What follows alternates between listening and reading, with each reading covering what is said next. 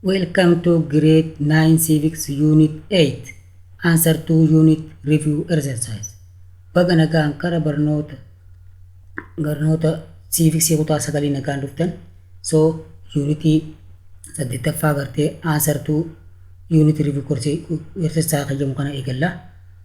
So tanaafuu haga dhumatti akkan wajjin turtan afeerraa isiniin jechaa kara gaafilee hojjechuu teenyatti waliin dabarra. So answer to unit review exercise part 1. Partii jalqabarraa jalqabna. Partiin jalqabaa akkuma beekamu say true or false jedha. So dhugaa sobannee gaadeefne jechuudha. Okay, number 1. A self-reliant person does not receive any help from other people. So the correct answer is false. So self-reliant person yaada namarraa fudhatu nama biroota birraan fudhatu soba jechuudha. Self-reliant illee qabaatu yaada nama ni fudhata ni gamaa jechuudha. Kanaafuu false ta'a jechuudha. Okay, number 2. Helping the needy is not good at all because it makes them dependent. Gartee namoota gargaaruun nama gargaaruu fedhan gargaarsa fedhan gargaaruu yeroo hunda gaarii miti. Sababni isaa nama san akka inni dependent yookaan immoo hirkataa ta'uu isaa jira. Soba jechuudha. Yoo hirkatummaan durumaan sammuu keessatti ta'umte malee namni isa gargaare jechaaf dependent ta'uu namni suni ni tattaafata jechuudha dependent akkatti. So soba ta'a jechuudha. Number 3. We have to make decision quickly because looking at different alternative wastes our time. The correct answer is what? False. False ta'a jechuudha. Maaliif decisionii murteessuuf ariifanna jee murtii waan takka murteessuuf ariifanna. Sababni isaa maal seete carraa garaagaraa waan garaagaraa ilaaluuti gartee option yookaan immoo carraa biraa yeroo itti gubbaan hin barbaanneef jechuudha. Carraa garaagaraa mokoree yeroo itti gubbaan barbaanneef kanaafuu definite murteessina jee waan takka isa garree kanaafuu sirrii miti jaa kanaaf false jechuudha. Okay, part 2. Matching. Part firoomsiidha. Okay, column number A, column number B. Number 1. Self-reliance. Look, D. Depending on our own ability. Number 2. Dependency. C. Making a decision influenced by others. Number 3. Self-knowledge. A. To know your good points and weaknesses. Kana kaage ibsaanii self-reliance jechuun kaa depending on your own ability jechuudha. Ifitti amanuu jechuudha. Ifitti amanuu dandeettii ifitti amantee waan takka ifumatuma keetiin raawwachuu jechuudha. Dependency'n immoo akkuma beekamu hirkattummaa jechuudha. Waan kuni caara taatee ibsaanii making decision influenced by others. Waan takka murteessuu hin dandeessu nama kaan eeggatta jechuudha. Yookaan immoo waan murteessi takka gartee waan namni yaada sirra kaasee jechaaf jijjiirte jechuudha. Ejjennoo hin qabdu jechuudha. Dependency. Self knowledge jechuun immoo maali? To know your good points and weaknesses. Hanqina keetii fi gartee cimina hankee addaan beekuu jechuudha. Self knowledge jechuun. Ani bakka kanatti dadhabaadha bakka kanatti jabaadha. Hanqina hankeetii fi laafina jabina hankeetii fi laafina hankeetii addaan beektee yeroo beektu self knowledge jedhaan jechuudha. Okay, part 3. Partii sadaffaatti dheename missing word. Number 1. Dash is a choice that you make after looking at different alternative and possibility. Answer. Decisions. Decision taachuu murteessuu. Decisions is a choice that you make after looking at different alternative and possibilities. Waan takka kallattii hundaan laaltee adda baafattee mokortee hundi booda san booda murteetti deemtaa jechuudha. Okay, number 2. Knowing others is good. Knowing yourself is wisdom. This saying tells us the importance of dash. A. The importance of what? Self knowledge.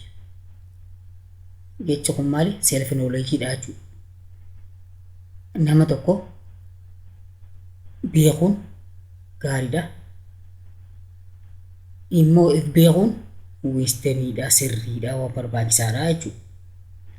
Kanaafuu jecha kun maal faayidaa maalii nu barsiisa? Self knowledge nu barsiisa jechuudha.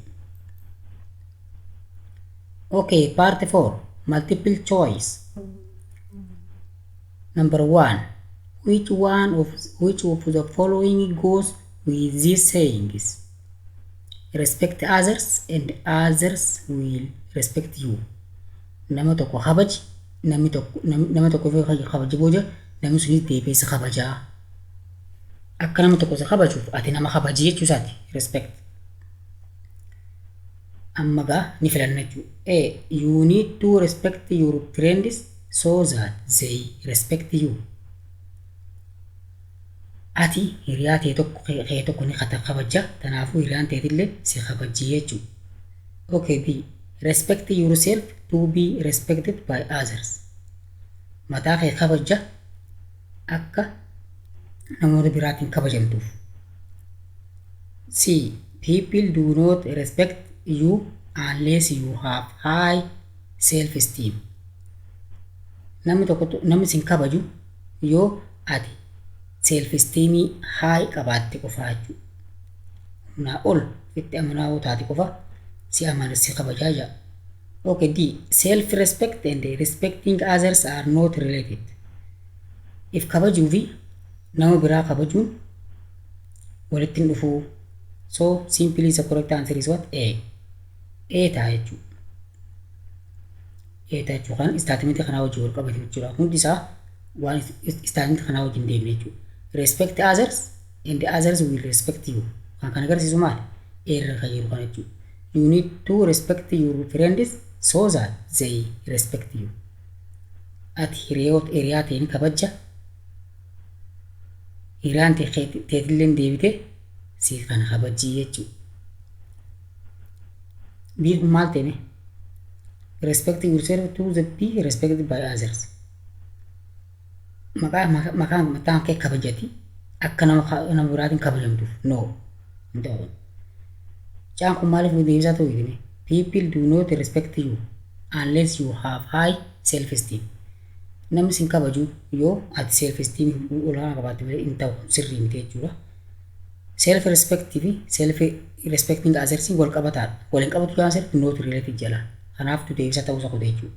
Kanaafuu deebisaan salphatti aadaa jechuudha. Jarri kun hundi X-dha jechuudha. Negatiiva kun immoo aan kun positiiva jechuudha. Isaan kanaan adda jechuudha. Yoo sirriitti fageessitanii ija duubaa sanii yoo ilaaltan jechuudha qalbii keessaatii yoo ilaaltan deebisaan aan filannoo aan tuni isaan kanaan adda jechuudha. So haala kanaan yeroo meeba chapter wanni gaafiitti aan taate barruume. Number 2. Which of the following helps you to develop your self-reliance? Kan armaan gadii keessaa kan self-reliance guddisuuf si fayyadu kamija? A. Knowing your good quality. B. Fighting against the habit of dependency. C. Avoiding asking help from other people. D. Considering yourself superior and great. E. B and C. B, A and B. The answer is what? E. E tarti deebisanii wanni ta'uuf ilaalame. So kan irraa maagati keessaa tokko kan self-reliance itti amanummaa kee guddisuuf si fayyadu jira jee keessa. Kamiif kam? A fi B dha. Knowing your good quality.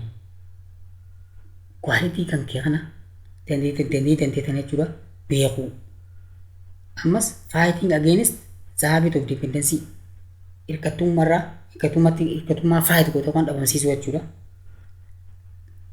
Kana lamaan kun akkati self-reliance gabbifattee taasisaa jechuudha. Itti amanummaa sirriitti gabbifattee waan takka sodaata akka malee waa hundi akkatiif raawwattu kan taasisu jechuudha. Caan kun maaliif deebisaa ta'uu deeme halaalume? Avoiding asking help from other people.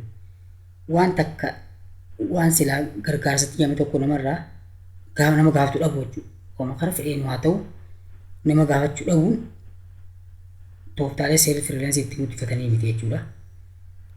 Diin maal jedha considering yourself superior. Ati namaa ol ani kun namoota irra waa beekette namoota caalattee yaadnan seelf rileensii kan kee gabbu jechuun ta'u akkas ta'uun. Superior akka malatti ifee kana samii keessa ol kaaftee ana malee namni hin beeku ana malee namni waan kanaan qabattee yeroo ati haala kanaan if ol qabdu seelf rileensii kan kee gabbu ati kan inni deemu jechuun malee ol waan deemu sirrii miti jechuudha. Kanaafuu deebisaan dhiitaa jechuudha. Okay, until next lesson, goodbye.